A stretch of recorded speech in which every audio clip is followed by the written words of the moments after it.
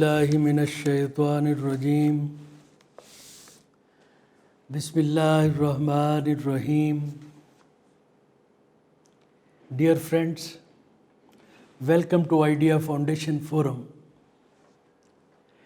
With the grace of Allah the Almighty, we have completed our previous serial program Allah, Qur'an and Insan in 150 lectures. 150 lectures. Today we will introduce next serial program, Qur'anic Philosophy of Unity in Diversity. Qur'anic Philosophy of Unity in Diversity. Allah and His whole divinity exhibits perfect unity in diversity. We will focus various aspects of the unity with respect to Allah, the divine order, the universe, the purpose of man's creation, the divine message, the man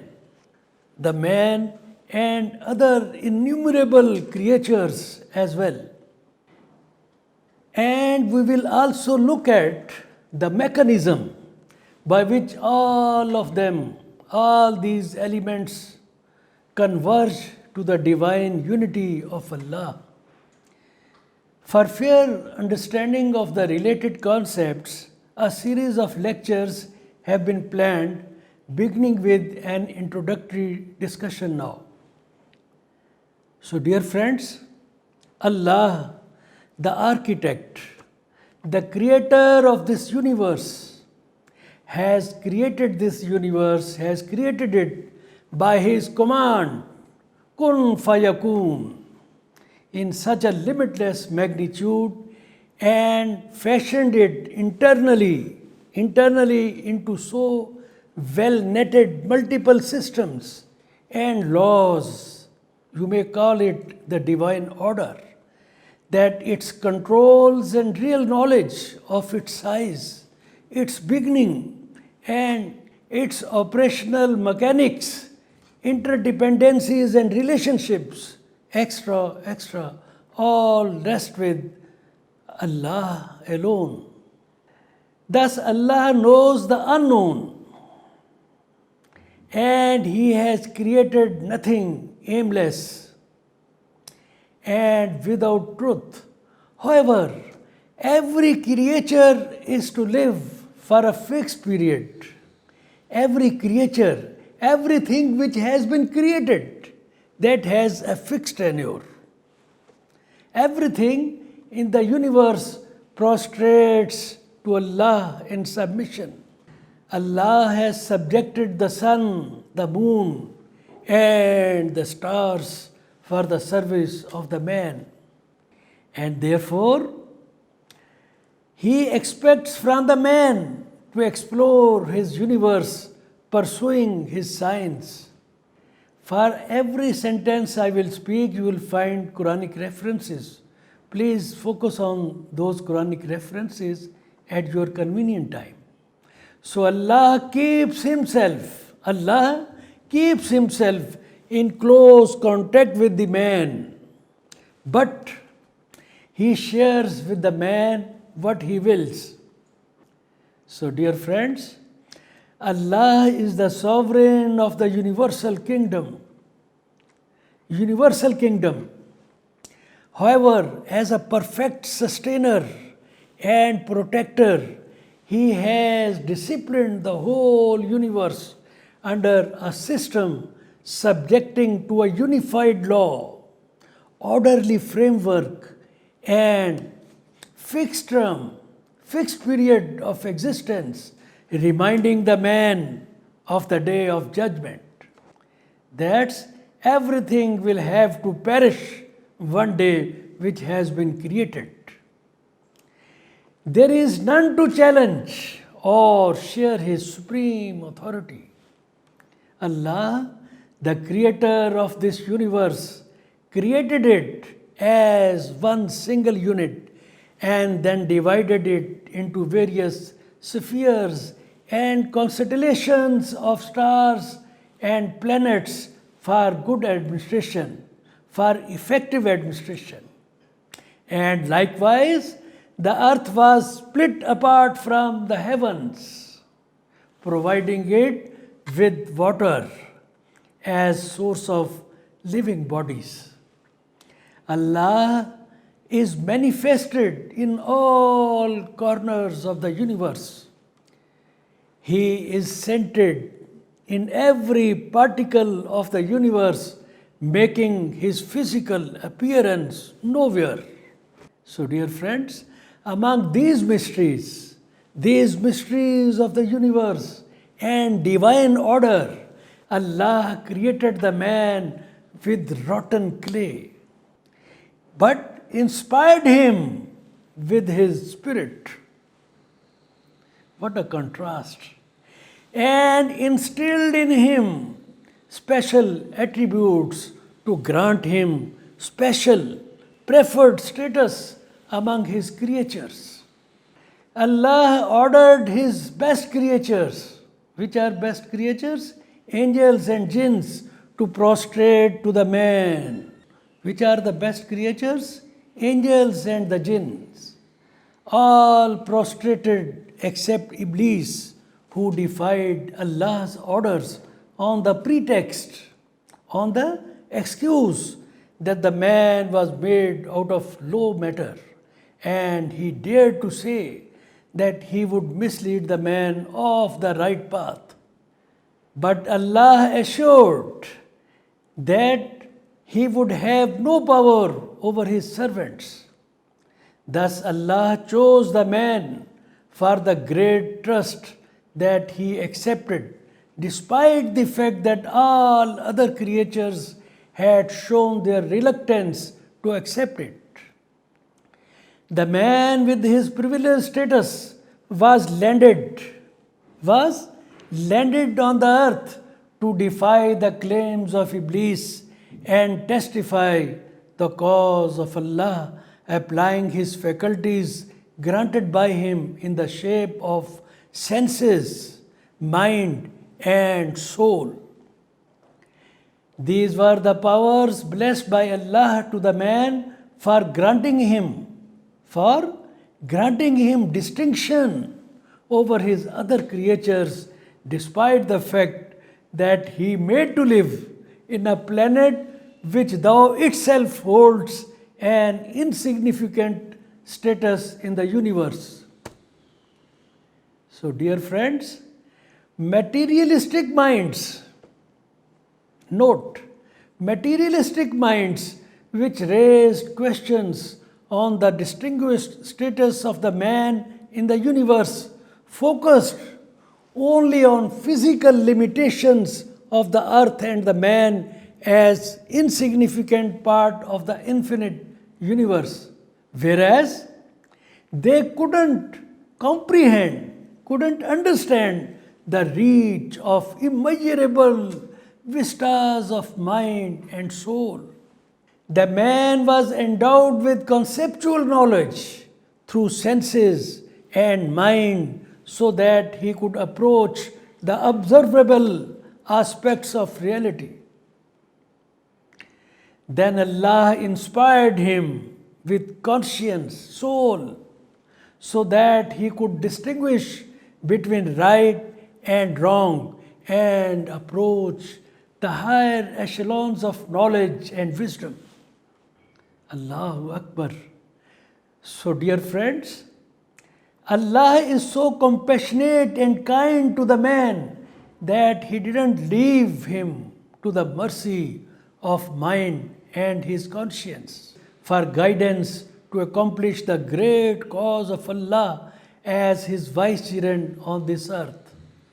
Rather, he blessed the man, honored the man with the most assured, definite divine guidance by sending a continued chain of his messengers with his evolutionary and mutually confirmatory message, reaching to its finality with the great arrival of his last and the most beloved messenger, Hazrat Muhammad sallallahu alaihi wasallam, so that the man could achieve his adorned goal of this earthly life.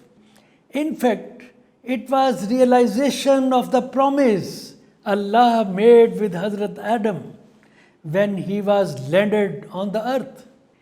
It was to enable the man to perform his entrusted role of vicegerency successfully, effectively. So, my dear friends, by granting the divine message, Quran and other holy books, the spirit, soul, intellect, and senses, Allah bless the man with 4 sources of knowledge and guidance, so that the man could remain faithful to his unified authority, to the unified authority of Allah, adherent to his unique nature, to Allah's unique nature, and upright in performing the trust of vicegerency, despite his free will and deceptions of Iblis. Thus, on the earth, the man was given a short worldly life to go through this test and trial. Its outcome of this test and trial will be made known to the man on the day of judgment to determine his status in the hereafter. Allah has created the mankind on his own nature. Thus, the unity of Allah is manifested, can be seen in the unity of the universe and mankind both. If the mankind remains steadfast, determined to the laws of nature, it will be convenient for the humans to pursue faith in the unity of Allah and stand together for Allah's cause to achieve welfare in this world and in the hereafter too. Dear friends, diversity of Allah's presence and His universe. 1. Multiplicity of the mankind and His great message to humanity. Each of them converges to unity. Allah's omnipresence, centered in each particle of the universe, leads to the unity of command. Single, kun fayakun. Trillions of stars, and planets converge into a unitary system of the universe. Trillions of humans find their origin in a single man, made out of sour clay, inspired by Allah with His Spirit. Octillions of atoms. What are octillions? Octillions are billions of trillions. Billions multiply by trillions, then it becomes octillions. Octillions of atoms compose a seamless human body. You are custodian of octillions of atoms, my dear friends. The whole mankind was envisaged, thought as one single community.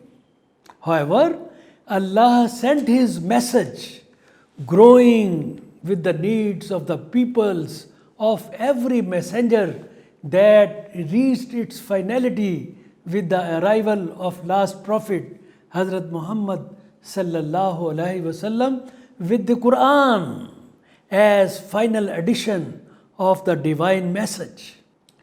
The great message that has been revealed through various divine books, Torah, Zabur, Injil, including the Quran, has been derived has been derived from a single source, the Ummul Kitab, mother book, preserved with Allah. Thus, the Quran, the most updated edition of Allah's message, contains spirit of the message communicated through the earlier divine books, and it has been preserved by Allah Himself in a well-guarded book, Loh-e-Mahfuz.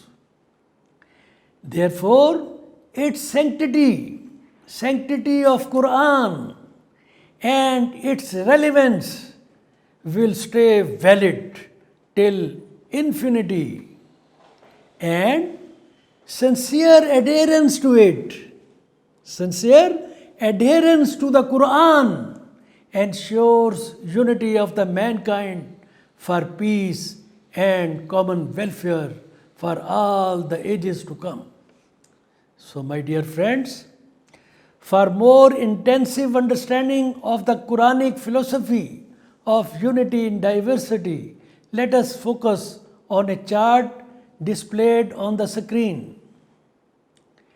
At the top caption, first caption, we read Allah, Allah, Supreme of the Supreme. Second line separates Allah's authority into command and creation. One is Allah's command or Allah's amr, and the other is whatsoever He has created by His command. All the phenomena under the command or amr shown in the right column are integrated into Allah's divinity. Thus, they are not captive of time, space, life, and death. Each divine phenomenon commands its respective level of creation, while creation at every level has its beginning and its end and a specific purpose behind. Understand the difference. In coming lectures, we will discuss all the aspects of unity in diversity one by one.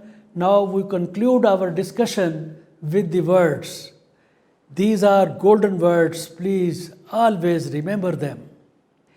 These are the words which were told by a dervish to me 45 years before, and I could understand its true meanings today. Listen, there is nothing self-centered. Everything sustains with Allah's command. So, dear friends, we conclude our discussion here. These programs are recorded both in Urdu and English. Their videos can be watched on ideafoundation.com.pk website or its YouTube channel and Facebook. Their written versions are also available on the Idea Foundation's website. Please note code number of this program, Idea 2 or 1 or lecture number 151. All friends are requested to subscribe the Foundation's YouTube web channel for the benefit of this noble cause. Thank you, friends, for participation. Allah Hafiz.